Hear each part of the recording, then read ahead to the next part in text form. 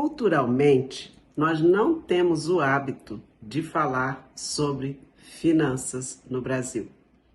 Não falamos de finanças na escola, nem no trabalho, nem nas igrejas, no clube, nas faculdades, muito menos num churrasco de domingo. Quem é aqui que tem o hábito de, numa mesa de almoço, por exemplo, perguntar: fulano, quanto que você ganha? Eu acho que isso causaria um certo burburinho, ou então calaria a mesa toda. Nós não temos esse hábito. E é geralmente aí que as pessoas se perdem, quando nós começamos a lidar com dinheiro. Ou seja, à medida que nós começamos a trabalhar, ou criamos um negócio próprio, ou somos autônomos, empresários, começamos a lidar com dinheiro por falta de habilidade técnica e emocional, a tendência é nós nos perdermos e atrair dívidas. Mas a dívida, ela machuca. A dívida dói tanto. Existe um estudo que mostra que 8 em cada 10 pessoas que têm dívida ou uma taxa de endividamento muito alta, ela desenvolve ansiedade, porque vive preocupada se vai fechar as contas no final do mês, se vai dar conta de pagar todos os boletos que chegam todos os meses. Cartão de crédito, às vezes cheque especial, empréstimo, financiamentos, parcelas a vencer de 60, 120, não sei quantas vezes. Tudo isso acumulado forma uma taxa de endividamento que nós vamos ver nesse vídeo, e isso machuca muito, trazendo desgaste emocional e às vezes até adoecendo as pessoas. Mas vem comigo, porque nesse vídeo eu vou te mostrar a diferença entre dívida, endividamento e inadimplência. E também vou te falar um pouquinho sobre por que a dívida dói tanto. Vou te ensinar a sair de cada uma dessas situações e se relacionar melhor com o seu dinheiro.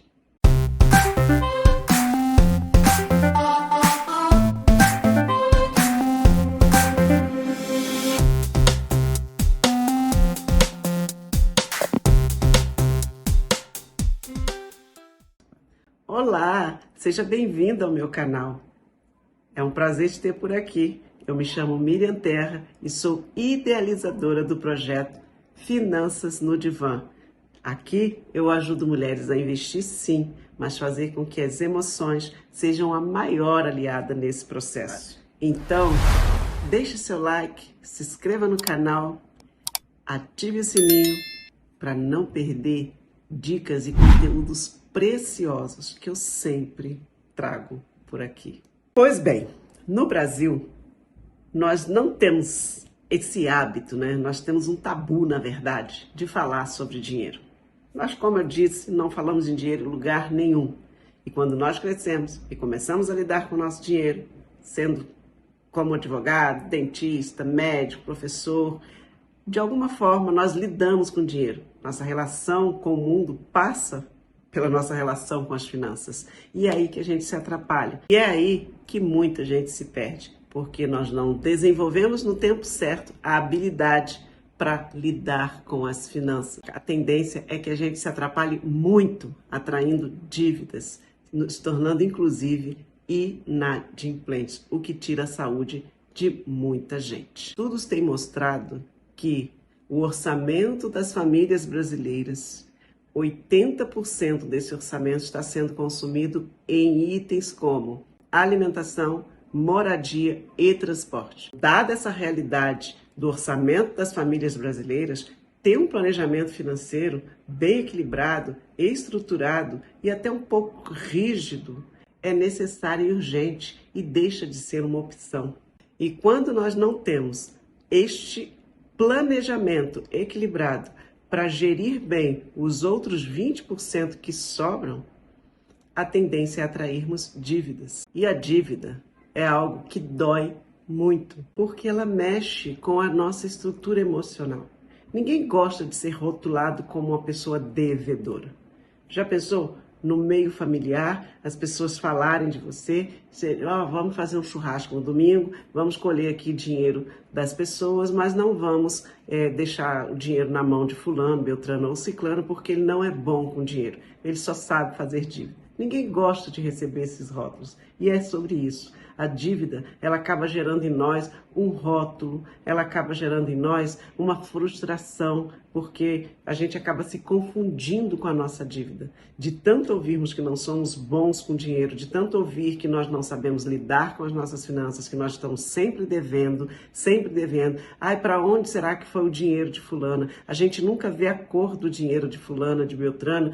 Ouvir isso demais acaba trazendo um senso de identidade, como se eu, você e a sua dívida fossem a mesma coisa, a mesma pessoa. E isso não é verdade. Você não é a sua dívida.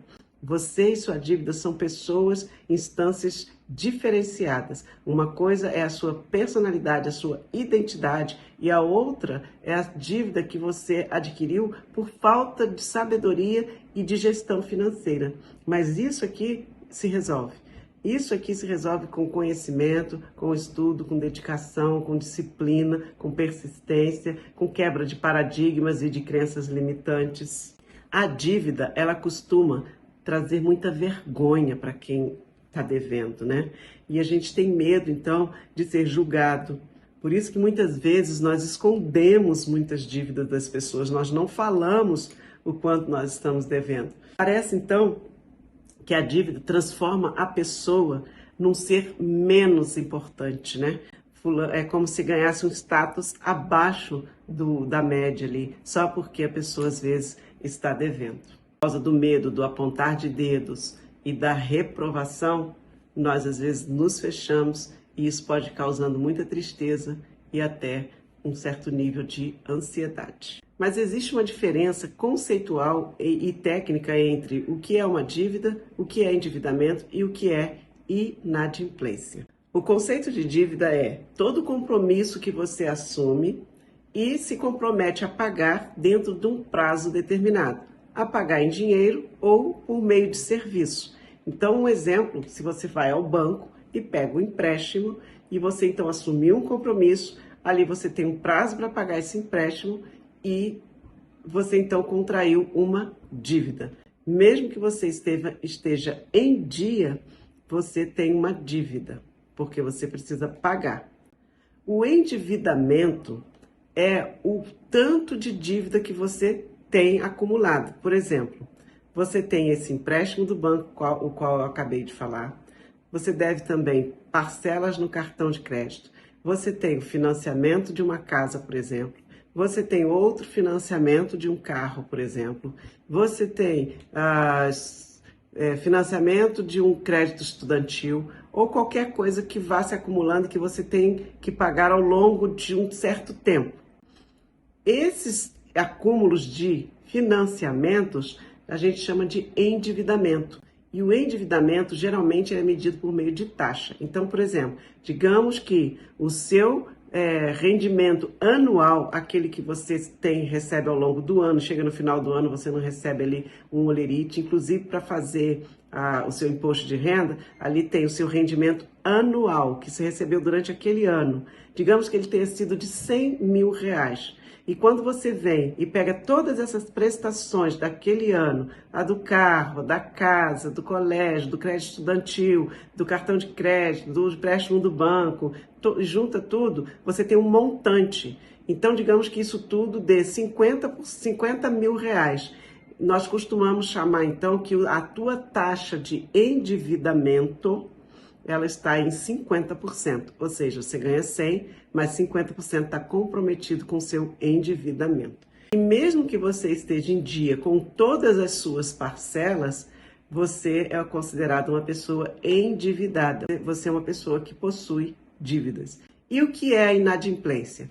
A inadimplência é quando a pessoa chega uma taxa de endividamento dela fica tão alta que ela não dá conta de pagar algumas prestações. Então ela deixa de pagar dentro do prazo determinado, combinado, e aí ela se torna uma pessoa inadimplente. Na inadimplência é que o nome da pessoa fica negativado, nos órgãos de crédito, né? E se você está inadimplente, por exemplo, diante de um banco, existem duas formas de você tentar negociar. Indo ao banco, e eu costumo falar que banco vende dinheiro, e tentar negociar a sua dívida por uma dívida mais barata, ali mesmo. Ou seja, digamos que você tenha um empréstimo e esse empréstimo ele está, quando você fez o empréstimo, a taxa de financiamento dele era uma taxa de 3,75, por exemplo, e você não está dando conta de pagar, você vai ao seu banco e chega lá, pede para eles se não tem se você não pode refinanciar esse empréstimo com uma taxa de empréstimo mais baixa, 1,75, 2, que seja, e com prazos mais alongados. Parece que se está perdendo, é bom fazer essa conta para ver se não está mesmo.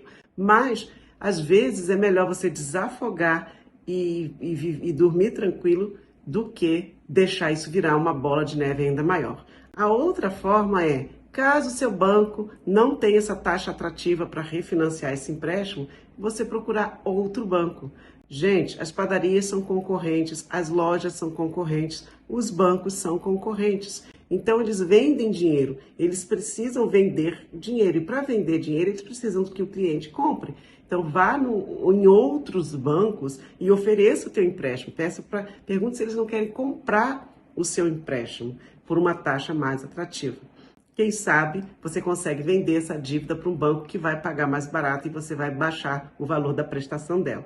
Uma terceira hipótese seria, por exemplo, o seu banco ser um banco de governo, um banco estadual, que não vende a sua dívida, né? Você vai em outros bancos, tenta fazer um empréstimo que você consiga quitar o teu empréstimo do seu banco e ficar com uma prestação mais baixa da que você está pagando hoje. Essa seria uma das formas de você tentar negociar a sua dívida, caso ela seja com bancos. Se for uma dívida com Serasa, por exemplo, uma dívida privada ou de cartão de crédito ou de uma outra rede aí que seu nome foi parar no Serasa, o Serasa geralmente tem algumas linhas de crédito, algumas campanhas, alguns momentos em que eles chamam, e às vezes a inadimplência, né, esse valor todo, ele cai às vezes até 90%, dependendo da época e da negociação, do feirão, né, ou da forma de pagamento. Às vezes a forma de pagamento à vista cai até 90%. Então vale a pena ir e procurar o Serasa para você tentar negociar.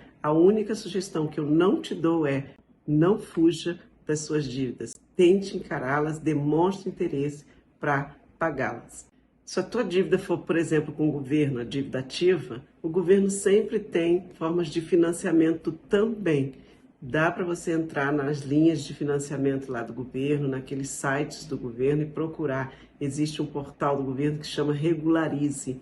Entra nesse portal, tenta regularizar a sua dívida, tenta negociar. De tudo que nós conversamos aqui, eu costumo e gosto de reforçar um conceito. Quando nós estamos inadimplentes, nós ficamos muito preocupados, muito tristes, e às vezes isso tira nosso sono e tira inclusive a nossa saúde.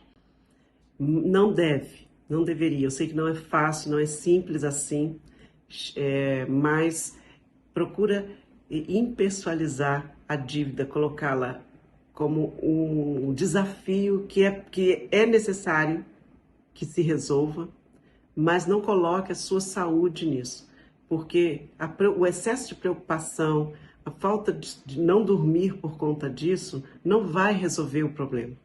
Se a gente conseguir pensar dessa forma, não resolve. Ficar acordado a noite inteira, ficar preocupado, ficar pensando em coisas negativas, resolve. A dívida vai diminuindo à medida que você vai ficando preocupado, mais ansioso, mais estressado ou triste. O ideal é evitar colocar as emoções nisso. E a segunda sugestão que eu geralmente falo para as pessoas que conversam comigo, que estão endividadas, é: não demonstre pressa para resolver, para pagar sua dívida. Demonstre interesse. A pressa faz com que, muitas vezes, nós percamos prazos dilatados, taxas de juros menores. E a urgência, já ouviu falar naquele ditado, quem tem pressa come cru? Quem está com pressa come cru? Se assemelha a isso. Quando um banco, ou Serasa, ou o cartão de crédito entende que você está urgente, eu quero pagar, faz logo, anda logo, ele não fala para você se está tendo alguma promoção, ele não diz para você que semana que vem vai começar uma campanha e você vai ser beneficiado, ele não diz para você que você pode pagar com uma taxa melhor e mais atrativa, ele simplesmente vai te vender a sua dívida cheia e você vai lá e paga e acaba perdendo, às vezes, desconto. Demonstre interesse, eu quero pagar, só que eu só posso pagar dentro dessas e dessas e dessas condições. Coloque as suas condições na mesa, o valor da prestação que você pode pagar, o montante que você pode pagar. Não faça compromissos acima daquilo que você suporta, que o seu orçamento suporta. Demonstre sempre esse interesse e ponha as cartas na mesa da sua realidade financeira. Eu não quero e não gosto de ficar devendo. Isso está me fazendo mal. Eu preciso resolver isso, mas eu posso nessas condições. Estabelece as condições e deixa com que eles te façam uma contraproposta dentro das suas especificidades, tá? Então é sobre isso e esse vídeo espero que faça sentido para você. Deixe seu like, se inscreva no canal, compartilhe e ative o sininho para você não perder outras dicas preciosas que eu sempre trago por aqui.